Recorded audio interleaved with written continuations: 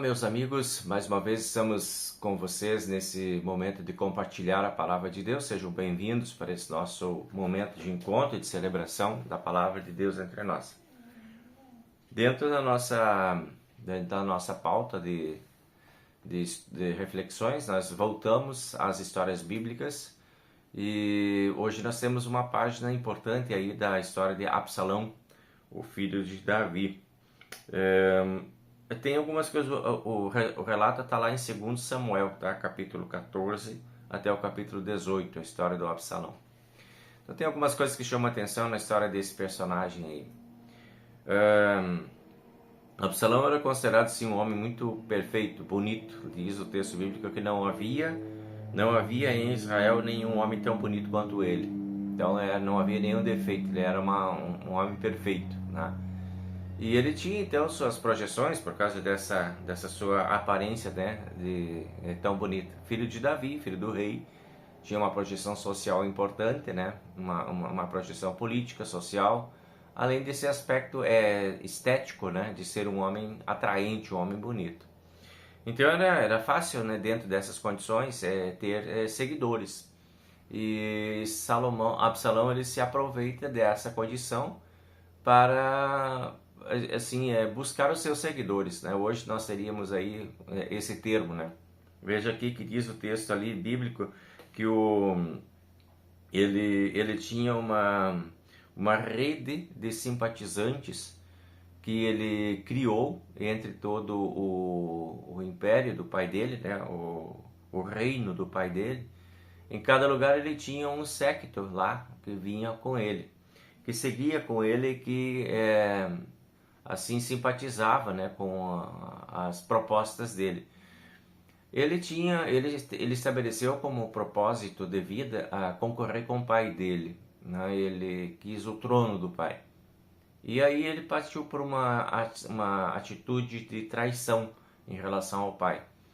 E espalhou por todo o reino, né, de que aquelas pessoas que tinham dívidas com o rei teriam com ele uma negociação diferenciada. Começou a oferecer vantagens para os que tinham as dívidas com o rei. E isso fez dele uma pessoa muito mais simpática, então, né? Começou a cortar as dívidas pela metade, a negociar as dívidas, e também estabeleceu lá uma rede, né, de amigos lá, que declararam que ele era o rei, que ele deveria ser saudado como rei, né? Então vejam que ele teve uma série de atitudes assim negativas em relação ao rei, que era o pai dele também.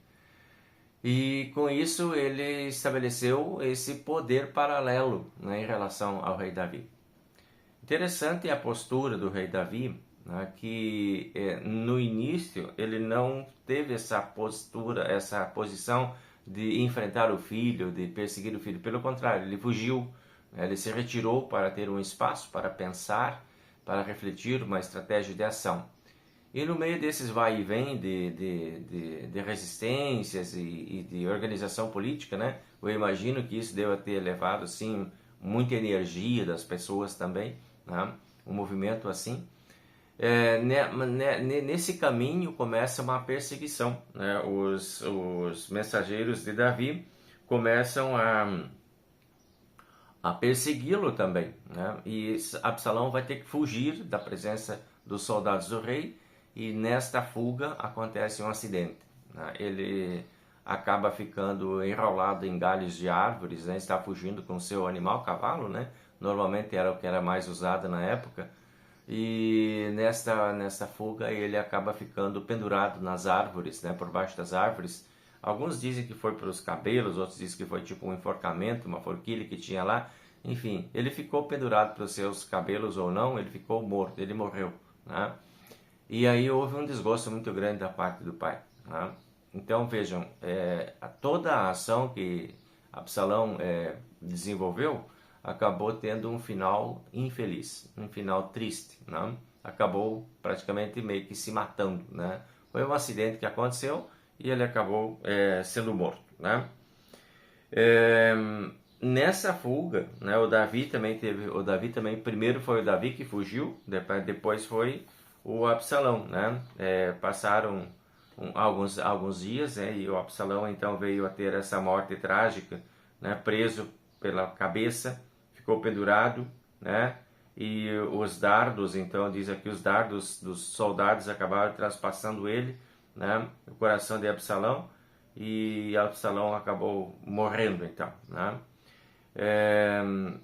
Essa triste notícia traz para o pai, né, uma dor muito profunda, né? Imagina isso, o pai acaba tendo esse confronto indesejado, né? Não provocado por ele, por um filho rebelde, e esse filho rebelde acaba sendo morto pelo próprio exército do próprio pai, né? Então, como se o pai tivesse mandado matar o seu filho. Imagina toda essa confusão acontecendo e tudo isso tendo que ser administrado por o coração de um pai que agora fica sem seu filho, né? Então é uma dor muito grande. Essa traição, ela gera esse tipo de desencadeamento, né? A traição nunca traz bons resultados. E aí tem uma pauta importante para a gente pensar na nossa caminhada de filhos de Deus, né? Que os nossos relacionamentos, eles precisam ser verdadeiros, eles precisam ser honestos à base da verdade, né? E nunca à base da mentira. Aqui a mentira tem a perna bem curta, né? A gente tem esse ditado que conhecemos aí. E a mentira de Absalão, a traição de Absalão, toda a organização que ele fez, toda essa rede de apoio, né? Que na verdade era uma rede falsa, né? De apoio, mas ele conseguiu fazer uma mobilização importante às custas, né? Da própria condição dele, né? De filho do rei. Acaba traindo o pai, acaba querendo usar o poder do pai, se tornar rei, né, do povo de Israel, e acaba com essa morte trágica. Traição nunca tem fim proveitoso, nunca dá certo, né? Ela dá certo no início, ela dá a sensação de poder, ela dá a sensação de ganho, mas praticamente todas as histórias que começam pela traição, elas não terminam bem. A gente tem esses indicativos também, né? Então, algo importante para pensarmos o quanto que é necessário que a gente seja regido sempre pelo Espírito da verdade, né? Da honestidade e da verdade em tudo aquilo que fazemos. Então, é bem importante poder pensar que nós também muitas vezes acabamos traindo, né, as pessoas no nosso dia a dia. Acabamos salientando as fraquezas e as imperfeições das pessoas e trabalhando à base disso muitas vezes para desacreditá-las, né, das coisas que elas são capazes. Isso é uma espécie de traição. Quando a gente se põe a falar mal de uma pessoa para destruir aquela imagem que a pessoa tem, seja por qualquer razão, né? Ninguém tem esse direito de fazer isso com ninguém. É importante a gente ter isso. Ah, mas a pessoa fez mesmo. Então, se ela fez mesmo, ela vai ter que enfrentar isso, mas não precisa ser imposto por nós. Não precisa ser assim a base da nossa difamação, a base da nossa fofoca, dos nossos comentários, a base daquilo que nós construímos em cima da fraqueza. Deixa a pessoa conviver com a sua fraqueza, deixa a pessoa viver com a sua limitação, deixa ela ter que administrar isso, deixa as coisas virem naturalmente. Se tiver que vir alguma coisa para essa pessoa ter uma oportunidade de reflexão, então deixa isso acontecer. Não precisa ser você que vai lá promover isso, apressar isso, né? Ou aproveitar essa situação para fazer algum tipo de movimento que possa resultar em um tipo de punição, um tipo de denúncia, um tipo de sofrimento para aquela pessoa porque ela está fazendo uma coisa errada. Então, as coisas ficam na mão de Deus, as coisas ficam aí no comando de Deus, na administração de Deus. Porque Deus não vai abençoar as pessoas que andam em caminhos errados. Então, é isso que poderá acontecer com uma pessoa. Não precisa eu ir lá e acelerar esse processo, querer ver essa punição acontecendo, ou até às vezes distorcer algum fato para que ela chegue mais rápido, né? Para que a pessoa pague logo por aquilo que está fazendo. Isso é uma traição também, né? No caso aqui do Absalão, ele não difamava o pai, mas ele se colocou entre o pai e o povo, oferecendo vantagens para o povo que ele não tinha condições de cumprir, né? E isso foi o fracasso dele também. Então é bem importante que esse relacionamento que a gente tem com as pessoas, ele seja sempre à base da verdade, né? E se alguma coisa precisar ser feita, algum ato de justiça precisar ser instaurado, deixa isso para os competentes para fazerem isso, né? Não sejamos nós os que temos que apressar as coisas para ver as coisas acontecer. Então, a gente também vê uma outra coisa presente nessa história, que é o sofrimento dos pais quando os filhos promovem essas, essas situações de dificuldade, né? Os maiores sofrimentos dos pais são aqueles que são causados pelos próprios filhos, né? Os pais amam os seus filhos e sempre buscam, né, o bem dos seus filhos, a maioria das vezes, né? Não podemos dizer que sempre, porque isso também não é absoluto, né? Mas a dor de um pai sendo traído por um filho talvez seja uma das maiores dores que um pai possa enfrentar, ou uma mãe, né? Então, poder também a gente poder pensar, né, nós enquanto família, enquanto filhos, de cultivarmos relações saudáveis entre nós como família, a fim de que não haja esse tipo de desgosto, né? Não haja esse tipo de sofrimento nem para uma parte nem para outra, né? Então o pai, aqui no caso do Davi, ele sofreu a dor da traição do próprio filho, né? E depois ele sofre a dor da perda do filho, né? Como consequência dessa traição. Então essas dores elas podem ser também evitadas, né? Nós temos como evitar também esses processos de dores, porque o entendimento entre a família ele é possível ser buscado à base do diálogo, à base da compreensão, à base do entendimento, né? Se tem uma das partes da família que não está satisfeita, não está bem, está se sentindo injustiçada, alguma coisa, isso pode ser tratado de uma forma honesta, de uma forma limpa, a não ser, e que não seja por conta de armações, de traições, de coisas assim, né? Então, poder pensar um pouco sobre isso.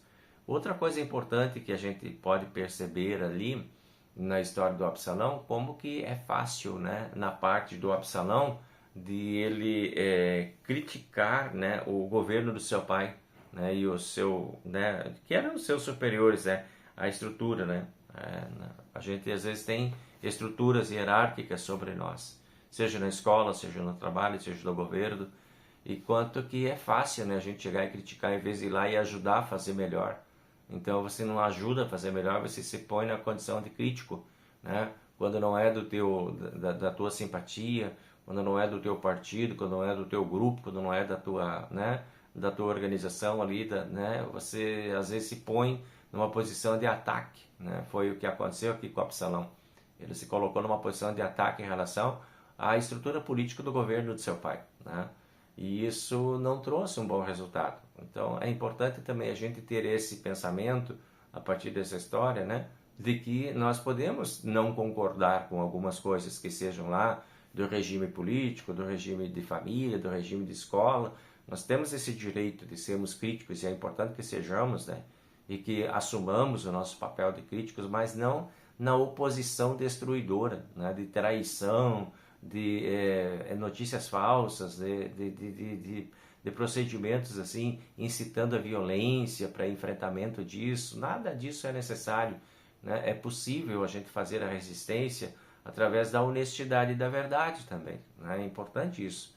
Você não precisa concordar com tudo que está à tua volta, mas você não precisa ser aquele incendiário que está lá sempre pronto para fazer o circo pegar fogo por qualquer coisa, né? Já tem um discurso pronto, inflamado, né, de resistência, de enfrentamento, tudo está errado, já fica catando os erros na vida dos outros para poder já denunciar aquilo porque você não está concordando, em vez de você tentar ajudar a fazer melhor, né? É possível construir uma relação melhor a partir do diálogo. Não está concordando lá com o sistema de aula do professor, não precisa ser o algoz do professor, né? Pode ir lá e sentar com esse professor, ou com o supervisor, com o diretor, com alguma coisa, e tentar criar uma outra estrutura, tentar falar sobre ideias que são possíveis para melhorar aquilo. Aí você não está muito contente com o teu sistema de governo lá, você também pode contribuir com pensamentos bons em vez de ser a oposição simplesmente, né? Então a nossa vida não deveria ser de posição ou oposição. Ou estou na situação ou estou na oposição. Porque a gente pode andar pelo caminho do meio e poder buscar harmonia entre as partes e contribuir para o melhor, para que os resultados sejam mais, digamos assim, mais proveitosos para todos. No caso do Absalão, não houve proveito nenhum, né? Ele conseguiu uma meia dúzia a mais de simpatizantes e agora estava pendurado numa árvore lá morto. Né? O que adiantou? Não há bênção de Deus para esses caminhos, que são os caminhos, os atalhos para conseguir aquilo que se quer. A bênção de Deus vem para os caminhos certos, para os caminhos corretos, para aquilo que é certo, que é bom. Então aprendamos também isso aqui, né, no que diz respeito a essa condição nossa social, sociológica, enfim, de relacionamento, seja familiar, seja político, econômico, seja qualquer tipo de relacionamento. Construir e nunca enfrentar para destruir, mas construir, né, é bem importante isso aí. Então são coisas importantes dessa história que a gente pode usar para a vida da gente aí também, de crescimento da nossa humanidade. Então fica aí para você pensar e refletir. Enquanto isso, a gente vai se organizando para encerrar esse momento agora com a oração da bênção, e na semana que vem a gente está de volta com você aí, tá bem? O Senhor nos abençoe e nos guarde. O Senhor faça resplandecer o seu rosto sobre nós e tenha misericórdia de nós. O Senhor sobre nós levante o seu rosto e nos dê a paz. Amém. Gente, um forte abraço para vocês. Tudo de bom. Até a próxima semana. Tchau, tchau.